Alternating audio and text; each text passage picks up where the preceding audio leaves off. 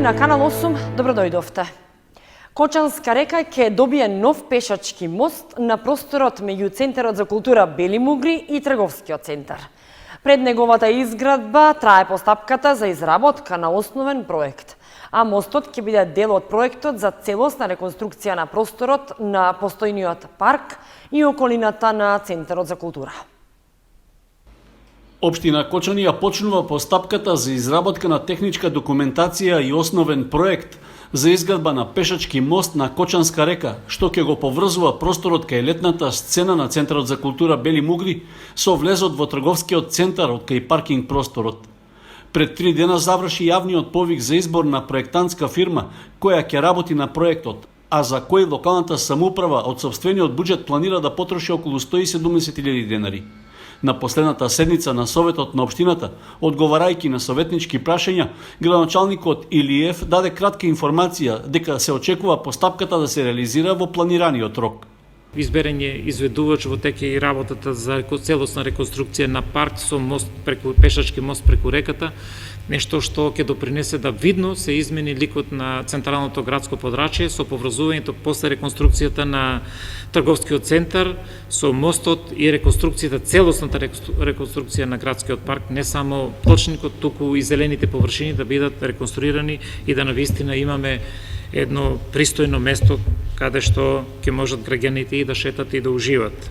Според техничката документација, предвидено е широчината на мостот да изнесува 6 метри, а должината од 21 до 25 метри, во зависност од потребите за поставување на темелите. Мостот треба да се потпира на бетонски стопи што нема да навлегуваат во речното корито, односно ќе биде без столбови и ќе се потпира на двете странични точки на двата брега. Конструкцијата ќе биде изработена од челични профили со димензии што ќе произлезат од пресметките на проектантот, со изглед како во иденото решение кое го обезбедува инвеститорот. Подот на мостот треба да биде предвиден со нелизгави плочки од црн и бел гранит, во согласност со целосното композициско решение. Заради максимален ефект со илуминација, на мостот се предвидени декоративни канделабри и приземни светлички тела, а осветлувањето ќе биде соларно. Изградбата на пешачкиот мост на Кочанска река е дел од главниот проект за целосна реконструкција на просторот на постојниот парк и околината на Центарот за култура Бели Мугри. За ова, Бирото за проектирање, инженеринг, услуги и трговија ИНТ Глобал Инженеринг АВ од Битола веќе ја изработува проектната документација, а за што се инвестираат 420.000 денари од буџетот на општина Кочани. По околу 200 невработени лица дневно се пријавуваат во Агенцијата за вработување Кочани, откако повторно стана задолжително пријавувањето на невработените во центрите за вработување. Оние кои се во евиденцијата на агенцијата ќе добијат и финансиска помош од државите. Од 15 септември 2020 година Агенцијата за вработување продолжи со редовното пријавување на невработените лица на секои 30 дена за активните баратели на работа, односно на секои 6 месеци за другите лица кои бараат работа. Имено, секое невработено лице кое има оставено контакт телефонски број, агенцијата го известува по СМС порака за точниот датум кога треба да се пријави во надлежниот центар за вработување или во дисперзираната канцеларија. Од Центарот за вработување во Кочани велат дека испратиле СМС пораки на сите невработени лица кои се пријавуваа и пред периодот кога беше запрено редовното пријавување. И истите го почитуваат терминот наведен во СМС пораката, кој што е системски изгенериран и доаѓаат на време. Ацо Серафимов, раководител на надлежниот центар во Кочани, за Канал 8 истакна дека околу 230 граѓани секојдневно доаѓаат да го заверат своето картонче. Толкав број на невработени има, бидејќи во последните месеци има и доста ново пријавени невработени лица. Повеќето од новопријавените се средношколци, кои не го продолжиле своето образование, или пак лица кои за време на кризата биле отпуштени од работа или им поминал договорот за работа. Такви лица кои од почетокот на кризата од 11 март наваму под било кој основ останале без работа се вкупно 202 кои поднеле документи во агенцијата во Кочани за добивање надомест од државата. Сите тие 202 лица не се отпуштени, вели Серафимов, туку некои се со истечен договор за работа. Дополнително олеснување е, додава Серафимов, што ќе има стимулативни мерки за оние работодавци кои ќе вратат работници на работа. Инаку, сите кои се пријавуваат знаат дека треба да ги искористат мерките на владата донесени за време на кризата, а најновите се дека освен активните баратели на работа кои добија финансиска помош од државата, би требало да добијат и пасивно невработените, па затоа мора да се заведени во евиденцијата на Агенцијата за вработување. Од Центарот во Кочани велат дека поради зголемениот број на лица кои се пријавуваат деновиве, задолжително се почитуваат препораките на Министерството за здравство за спречување на ширење на вирусот COVID-19, односно задолжително се носи маски и се држи растојание од 2 метри. Серафимов додаде дека дополнително се дежура долу пред агенцијата и поголем број вработени се вклучени во заверувањето со цел да не се ствараат гужви. Туристичките агенции и сите вработени од секторот туризам и угостителство се едни од најпогодените од економската криза предизвикана од пандемијата со COVID-19. Кризата се чувствуваше и летото со откажување на сите аранжмани за летување, а продолжува и понатаму, со што се надеваат и ја очекуваат помошта од државата, предвидена со новиот пакет мерки за поддршка. Економската криза предизвикана од COVID-19 не само во државата, туку во светот ги погоди сите, а едни од најпогодените се вработените во секторот туризам, особено туристичките агенции, кои поради затворените граници летово останаа без реализирани аранжмани. Остварени аранжмани има само во државата, како и за Турција и Албанија, места каде што на македонските државјани им беше дозволено да патуваат без тест за COVID-19. Сега ја очекуваат ветената помош од државата, најавена со новиот пакет мерки. Моментално туристичките агенции, не само во Кочани, па и на ниво на цела Македонија, обстојуваме некако, може да се каже, слободно како на шкраги, значи преживуваме, затоа што сме се уште ограничени со патувањата кон нашите соседи, кон Грција и кон Бугарија. Знаеме дека ситуацијата е моментално со Грција не пуштаат за влез, значи се уште е забран влезот за македонските државјани во Грција, а со Бугарија се уште бараат негативен тест на COVID-19 не постар од 72 часа. Едно нешто позитивно во целата ситуација дека сепак можеме да патуваме во Албанија и во Турција. За Албанија имаме една убава понуда со во Драч и посета на Тирана, а за Турција за 11 октомври за престојниот празник имаме за Чана Кале една убава понуда, посета на еден антички град во Турција. Исто така, освен посетата, нашата понуда вклучува и шопинг и разглед на градот. А и секако не е изоставена и Македонија, имаме и на понуда исто за престојниот празник со едно ноќевање во Охрид и прошетка низ градот, посета на Вевчани и на манастирот Јован Бигорски. Може да се спомене сега моментално најновата информација како што нели и вие ја знаете, сите ја знаеме дека се очекува за помош од државата, која што треба да не опфати и нас. Ние како еден од најпогодените сектори од оваа криза. Државата и во претходниот и во најновиот пакет мерки за поддршка ги стави и од секторот туризам и угостителство, а за поддршка на граѓаните има можност да искористат летен годишен одмор преку мерката Дома си е дома, при што беа доделени ваучери за туризам на 117.000 граѓани во висина од 12 милиони евра како директна помош. Туристичките агенции од новиот пакет мерки влегуваат во пакетот за поддршка за исплата на плати, која продолжува да важи и за последниот квартал од годината, односно и за месеците октомври, ноември и декември. Со новиот пакет е и мерката грантови за туристички агенции, кои ја очекуваат и агенциите од Кочани. Корисници на оваа мерка ќе бидат 500 туристички агенции, а незината вкупна вредност изнесува 1,9 милиони евра за грантови од 3.000 до 7.000 евра за сите туристички агенции во зависност од бројот на вработени и од вкупниот промет во 2019 година и во зависност од тоа дали се носители на А или Б лиценца. Кочани 2 дена со двоцифрена бројка на заразени од COVID-19. Во последните 24 часа Министерството за здравство бележи 17 новозаразени. Во Виница 1 новозаразен и 1 оздравен во последните 24 часа. Вчера 12, а во последното деноноќие Министерството за здравство бележи нови 17 заразени од COVID-19 во Кочани.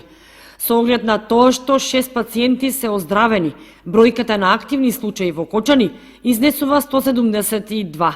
Во Виница во последното деноноќие има регистрирано еден нов случај на заразен со COVID-19, а исто така оздравено едно лице, со што бројката изнесува 28 активни лица во моментов во оваа општина. Во последните 24 часа се направени 1694 тестирања во земјава, а регистрирани се 225 нови случаи на COVID-19.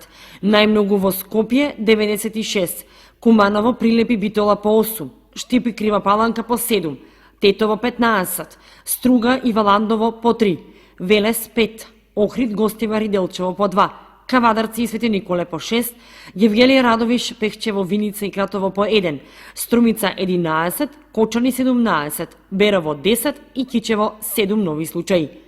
Починати се 6 лица, тројца пациенти од Скопје, по 1 од Прилеп, Тетово и Битола. Институтот за јавно здравје регистрира 96 оздравени пациенти, од кои 6 од Кочани и 1 од Виница. Вкупната бројка на ковид диагностицирани во нашава земја од почетокот на епидемијата изнесува 18.363.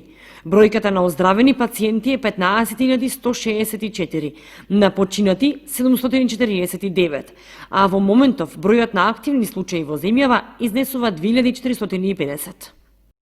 Разговаравме со градоначалникот, разговаравме за мини кластерите кои што се јавиле тука во градот, во неколку институции, текстилни фабрики, но и здравствени работници, понатаму вработени во градинка. Во секој случај, денешниот број на новодиагностицирани на територијата на целата држава помалку и загрижува, во смисла на тоа да е поголем во однос на тоа што беше просек претходните денови. Во таа смисла, Комисијата за заразни болести овој викенд ќе ги проверува анкетните прашалници детално, за да се утврди начинот на трансмисија во секоја општина или град во државата и врз основа на тоа во текот на следните денови, на почетокот на следната недела, да бидеме спремни да препорачаме соодветни мерки согласно начинот на трансмисија. Тие мора да бидат соодветни.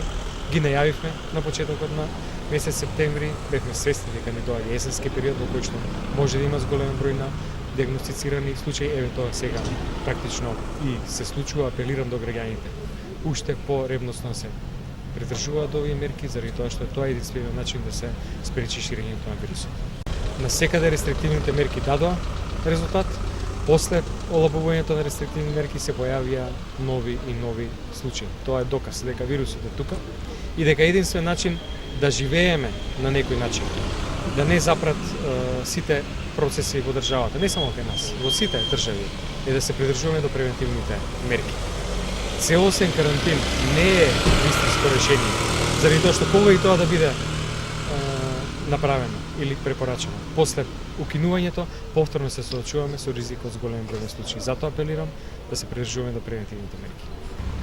Значи, во последните 3 седмици, евидентно е дека во општина Кочани бројот на инфицираните лица со COVID-19 се зголемува.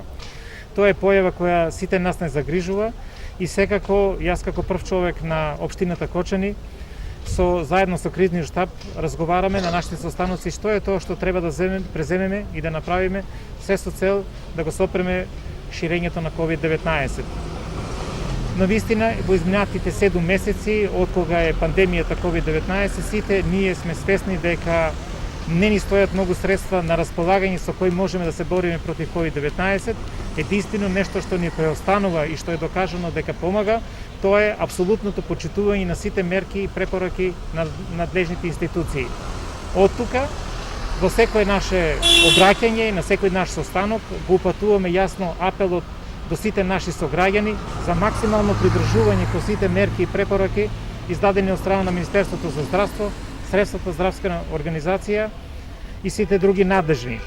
Исто така, на состаноците на кризниот штаб ги повикуваме и инспекцијските служби, каде што јасно и гласно укажуваме дека на сите оние, било во кој сектор или било во кој дел, не се придржуваат на пропишаните мерки и прописи, да се преземат казнени мерки, се со цел да навистина влијаеме најпрви на свеста, во колку не успееме да ја подигнеме јавната свест дека со почитување на мерките го чуваме нашето здравје, го чуваме здравјето на нашите најмили и секако за прв пат и носиме одговорност за чување на јавното здравје, тогаш не ни преостанува ништо друго, туку да примениме казнени мерки и се со цел да ставиме крај на ширењето на коронавирусот во Кочани.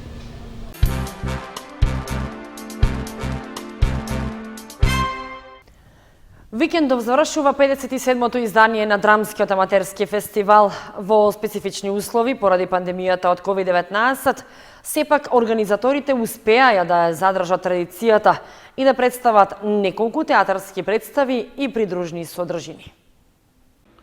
Со планираните театарски представи од почетокот на неговото отворање на 7 септември, Викендов завршува 57-миот Драмски аматерски фестивал. И оваа година учесниците и љубителите на театарската уметност не се откажаа од намерата фестивалот да се одржи, иако во вонредни услови поради корона кризата беше целосно измената концепцијата и траеше подолго од вообичаеното со викенд изданија. На самата завршница на фестивалот, што е планирана за Викендов, гостува градскиот театар Сцена 71 од Свети Николе со представата Вејка на Коле Чашуле, а во режија на Слободен Елисеев. В сабота пак на летната сцена на Центарот за култура Бели Мугли со почеток од 18 часот драмската секција Слободно театарче од Средното општинско училиште Ѓорче Петров од Прилеп ќе го изведе драмскиот текст Соба број 43, чиј автор е Филип Стојановски, а режијата е на професорката Билјана Тинтовска. Истиот ден, со почеток од 20 часот на летната сцена на Центарот за култура, ќе биде прикажана премиерата Човекот, работена според записите на избувливиот човек од Антон Павлович Чехов.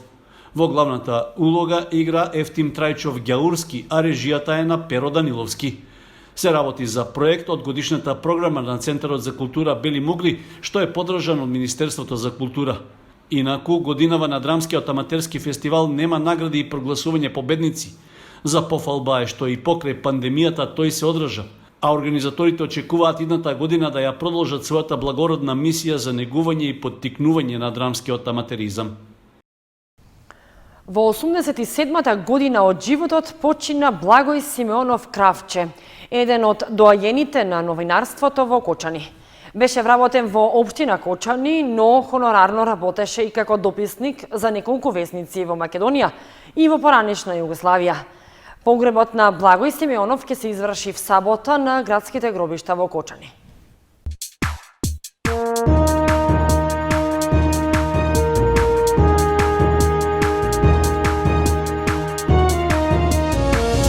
И за крај информацијата од спортот. В недела се игра шестото коло во втората фудбалска лига Исток, во која Осогово гостува во Прилеп, а Слога 1934 е домаќин на Тиквеш. Во првата женска фудбалска лига тимот на Кочани гостува во Струга. Одложена е ридско-бразинската трка во автомобилизам, што овој викенд требаше да се вози на патот кон Пониква. Викендов се играат надпреварите од шестото коло во првенството на втората фудбалска лига Исток. Кочанскиот второлигаш Осогово гостува во Прилеп, каде против тимот на Победа ќе има тешка задача да извлече поволен резултат. Причината не е во тоа што прилепчани се во кој знае каква добра форма и бележат успеси, туку затоа што жилаво се обидуваат да се извлечат од долниот дел на табелата. По минатогодишното реми на домашен терен против Виничка Слога, по минатонеделното реми на домашен терен против Виничка Слога, жолтосините немаат голем избор, освен да се обидат да извлечат максимум, па макар тоа да биде и освојување на еден бод. Во моментот тие се последни на табелата со само 3 бода и неповолна гол разлика, што ги става зад Каменица Саса. Средбата во Прилеп се игра в недела со почеток од 15 часот. Во Виница пак Слога 1934 ќе го дочека лидерот Тиквеш, кој уште од почетокот на сезоната се вброи меѓу кандидатите за освојување на титулата. Без разлика на тоа, виничани се оптимисти дека бодовите ќе останат, со што ќе ја продолжат успешната низа без пораз во изминатите неколку кола. Во првенството на првата фудбалска лига во женска конкуренција пак на програмата се надпреварите од 8-то коло. Екипата на Кочани ќе гостува во Струга на тимот на Ас Юнајтед. На нашите девојчиња сезонава многу лоше и моди. И без ниту еден бод тие се на последното место на табелата, додека Стружанки имаат 16 бода и во моментот се петопласирани. Викендов требаше да се вози и ридско-бразинската трка во автомобилизам на патеката кон Пониква. Сепак, организаторите информираат дека двете финални трки наместо на 3 и 4 октомври ќе се одржат во текот на празничниот викенд на 10 и 11 октомври. Овие две трки се последни во овогодинешниот шампионат на државното првенство во автомобилизам, а планирано е да се возат токму на патеката во Кочани.